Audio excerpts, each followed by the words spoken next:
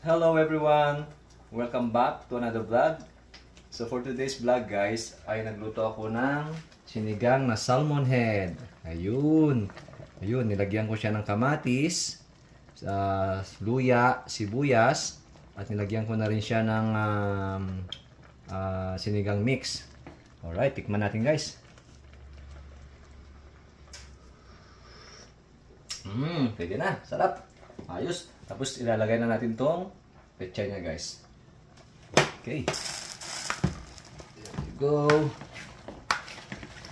Okay. Yes, malapit na maluto.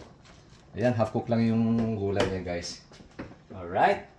Alright. Thank you for watching guys. So, till the next one. And hope you like my page. Please follow my page. Bye-bye.